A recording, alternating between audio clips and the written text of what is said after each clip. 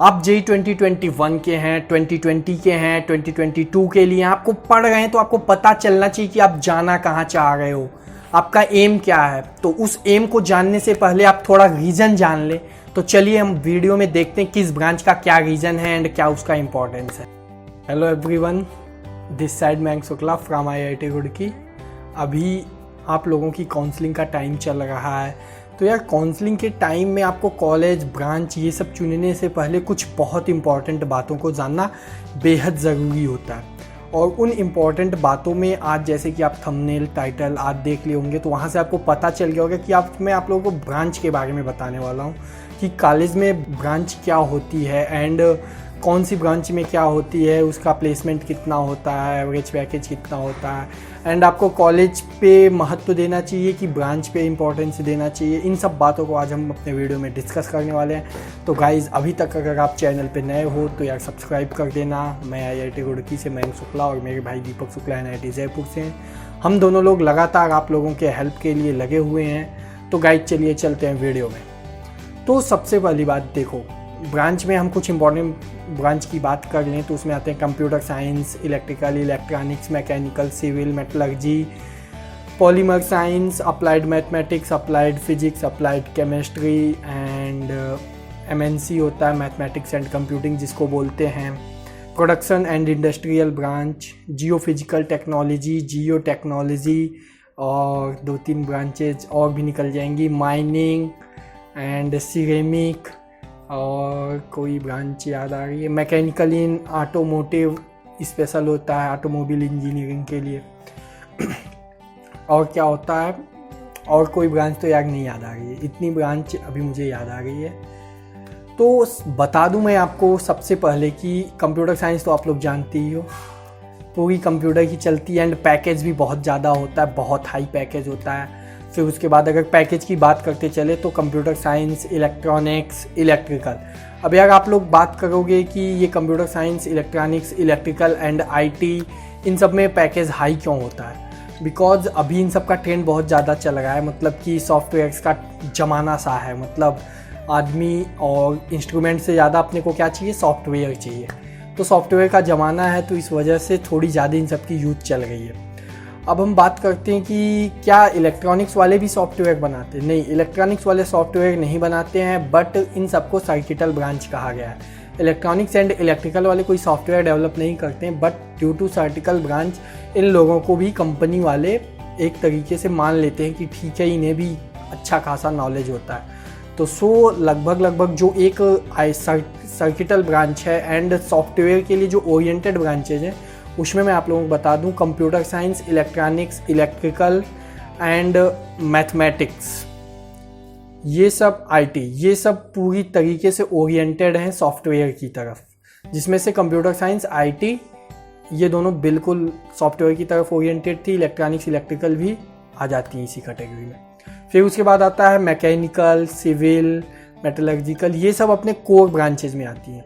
Means कि इन लोगों का काम सॉफ्टवेयर से हट के होता है अपना, जैसे इलेक्ट्रॉनिक्स का भी अपना कोर होता है, इलेक्ट्रिकल का भी कोर होता है। मतलब जिस ब्रांच के हो उससे रिलेटेड क्या काम कर रहे हो।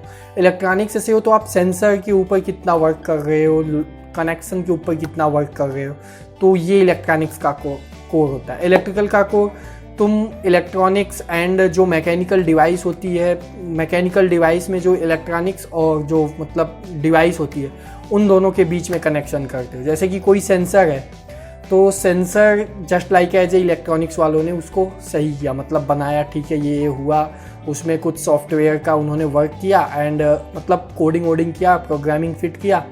तो उन्होंने मान लो कोई अल्ट्रासोनिक सेंसर बनाया, तो फिर वो आई चली गई, उसमें बाकी सारा जो मतलब फंक्शन होता है उसको इलेक्ट्रॉनिक्स वाले ने फिल किया।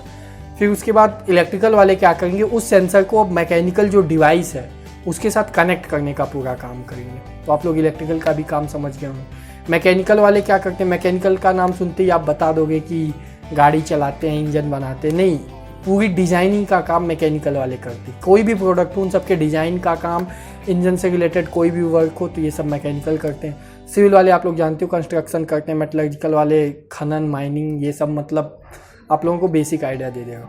अब यार बात करते हैं कॉलेज में ब्रांच और कॉलेज के साथ जो पैकेज का रिलेशन होता है वो कैसा होता है।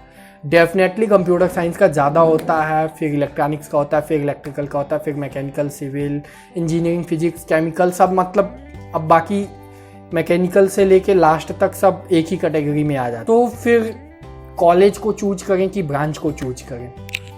अब मैं आप लोगों को कुछ पहले डेटा बताना चाहता हूँ। IIT रुड़की से इस बार 1.51 करोड़ 3 स्टूडेंट्स को मिला है।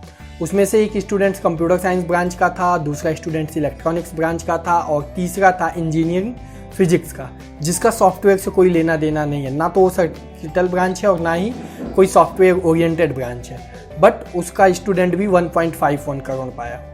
तो यार ऐसा हमें बताया गया है कि अगर आप जैसे कि कॉलेज ब्रांच, कुछ लड़के होते हैं जो ब्रांच चेंज करना चाहते हैं, तो वहाँ से प्लस पॉइंट होता है अच्छे कॉलेज को ले लो एंड फर्स्ट ईयर में आप फर्स्ट सेम में मेहनत करो, फर्स्ट ईयर में मेहनत करो एंड अपने ब्रांच को इम्प्रूव कर लो वहाँ पे जाके। एक रीज़न ये भी होता है कि अच्छे कॉलेज में लोअर ब्रांच लेने का।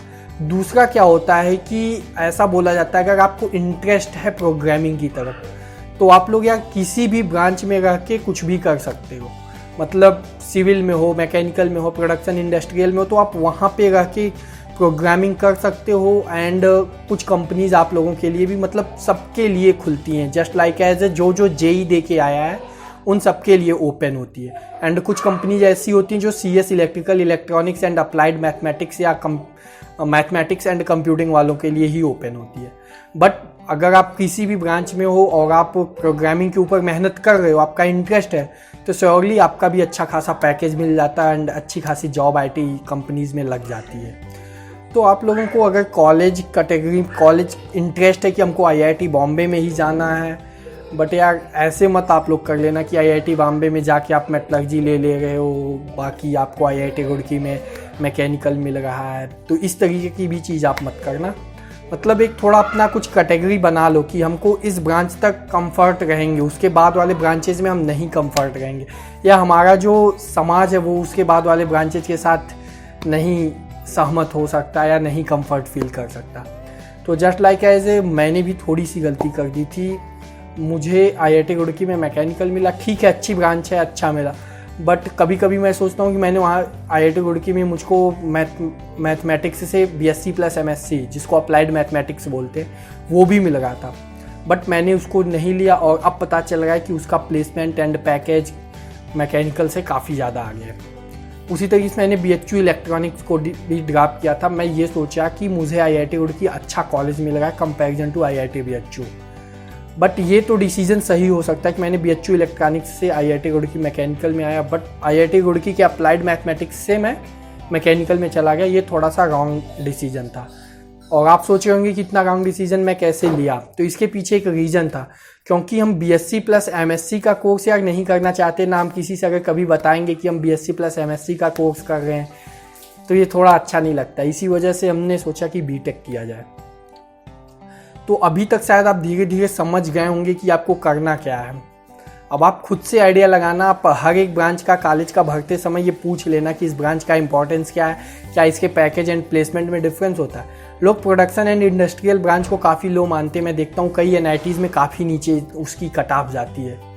तो यार कोई प्रॉब्लम नहीं होती। Production and industrial same mechanical की तरह होता है, उनकी क्लासेस भी मैकेनिकल इंजीनियरिंग की तरह चलती है, बिकॉज उसमें आपको बल्कि और अच्छा पैकेज मिल जाता है, क्योंकि जो मैकेनिकल वाले हैं उसमें भी 60% प्रोग्रामिंग ही करके जॉब पाते हैं। सिविल के हैं लगभग 50% प्रोग्रामिंग करके जॉब पाते हैं। कोई भी ब्रांच हो उसमें 50+% लोग IT कंपनीज में जाते हैं एक रूम पे कोडिंग कर करके।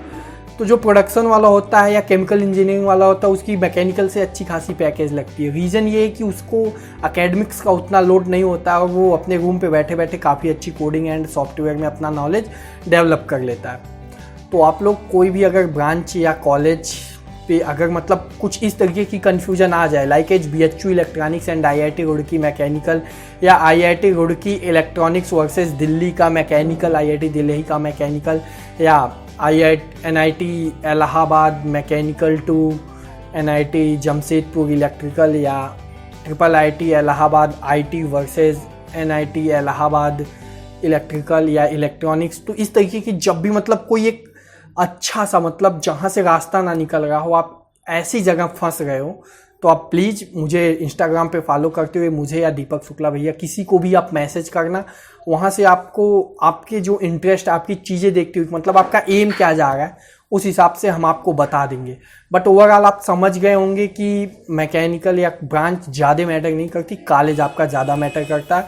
अगर कॉलेज अच्छा है तो आप उस कॉलेज में रह के कोई भी काम, किसी भी ब्रांच का काम कर सकते हैं और उसमें प्लेस्ड हो सकते हैं।